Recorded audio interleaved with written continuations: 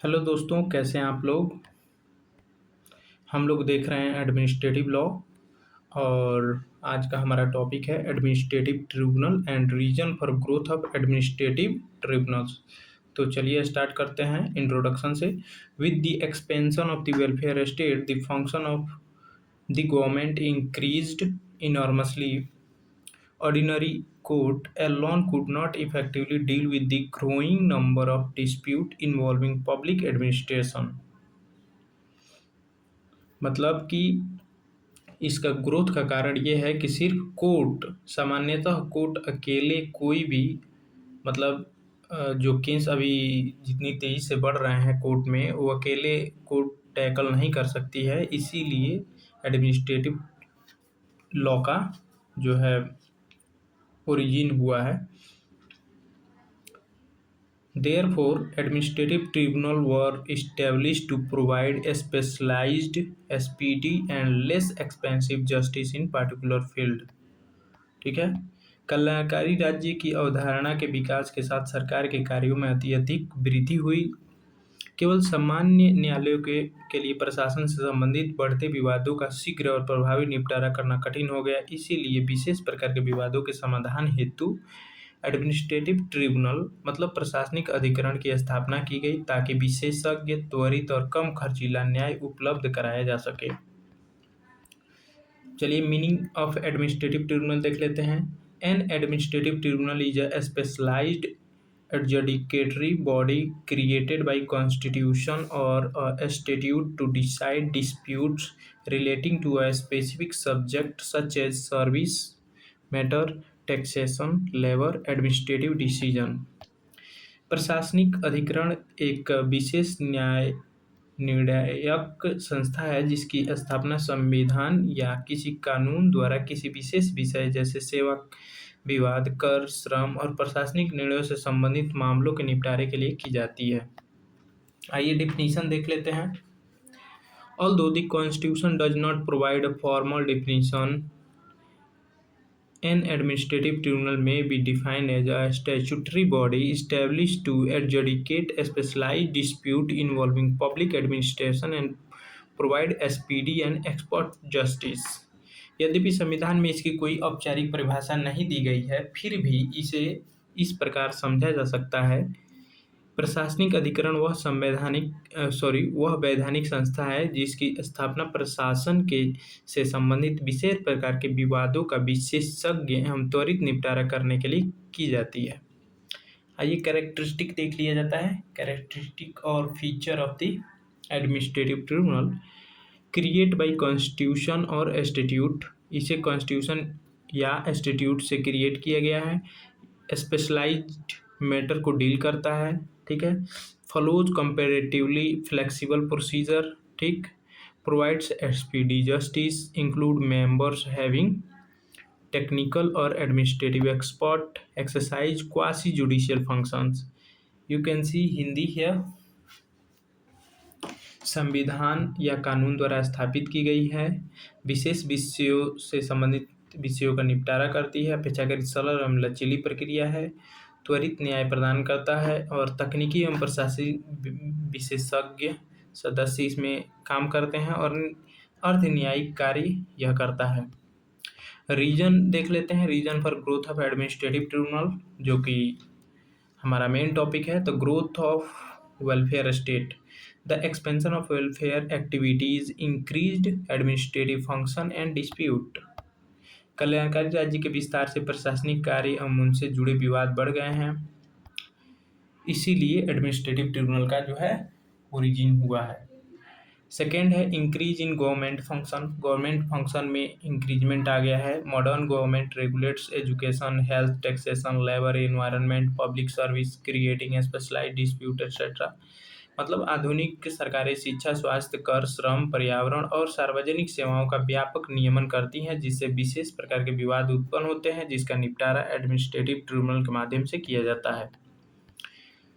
Third है delay in ordinary court. मतलब सामान्यतः इस समय के जो कोर्ट हैं वो काफ़ी डिले कर रहे हैं। Regular courts often face heavy pendency resulting in delayed justice. सामान्य न्यायालयों में मामलों की अधिक संख्या के कारण न्याय मिलने में विलंब होता है। फोर्थ है नीड फॉर एक्सपर्ट डिसीजन। चूंकि न्याय में सिर्फ कानून के जानकार ही पहुंचते हैं, लेकिन कुछ मामलों में एक्सपर्ट का होना भी जरूरी होता है। Many dispute requires technical knowledge which ordinary court में नॉट ऑलवेज पोजेस। कई मामलों में तकनीकी विशेषज्ञता की आवश्यकता होती है जो सामान्य न्यायालयों में हमेशा उपलब्ध नहीं होती।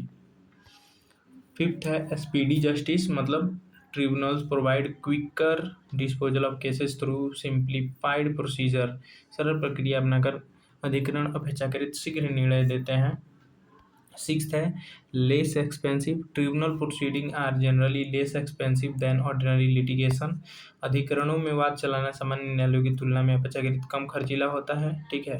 Reduction of burden on courts, tribunal reduce the workload of regular courts by deciding a specialised dispute. विशेष प्रकार के मामलों का निपटारा करके अधिकरण सामान्य न्यायालयों का कार्यभार कम करते हैं। आइए कुछ एग्जाम्पल देख लेते हैं। If a central government employ disputes of promotion, transfer or dispense disciplinary action, such service matter are generally decided by central administrative tribunal instead of a civil court।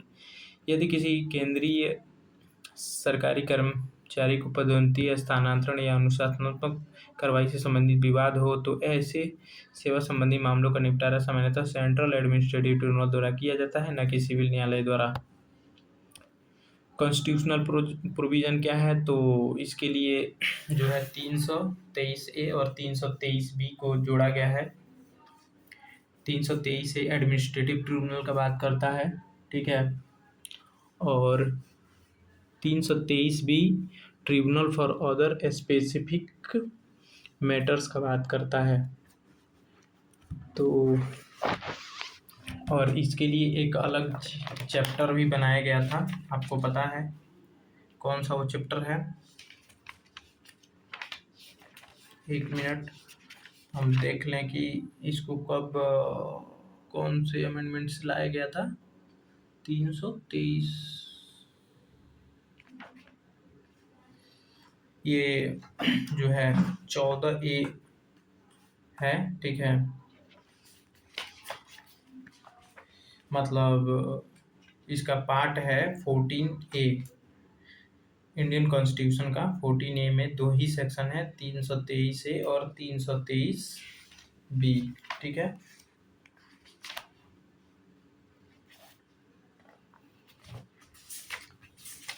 और इसको ऐड कब किया गया था, एक मिनट बता दे रहे हैं।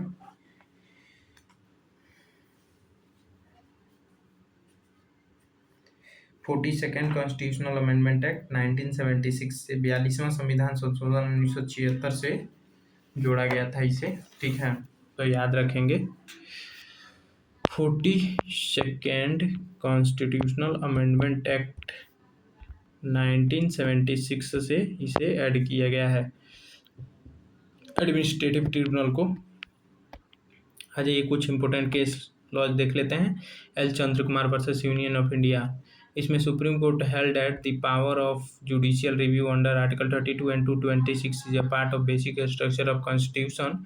Decision of administrative tribunal are subject to scrutiny by high court, ठीक है, मतलब एडमिनिस्ट्रेटिव ट्रिब्यूनल की स्क्रूटनी हाई कोर्ट द्वारा की जा सकती है।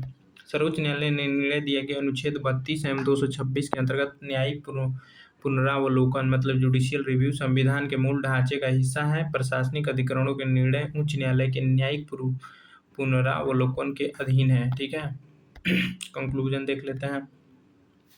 Administrative tribunal are specialised adjudicatory bodies established to provide expert, speedy and economical justice in a specialized field of public administration. They complement the judicial system by reducing the burden on ordinary courts while remaining subject to constitutional judicial review। प्रशासनिक अधिकरण विशेष प्रकार के प्रशासनिक विवादों का विशेषज्ञ, त्वरित एवं कम खर्चीला समाधान प्रदान करने के लिए स्थापित किए गए हैं। ये सामान्य न्यायालयों के कार्यभार को कम करते हैं, किंतु इनके निर्णय संविधान के अनुसार न्यायिक पुनरावलोकन के अधीन रहते हैं।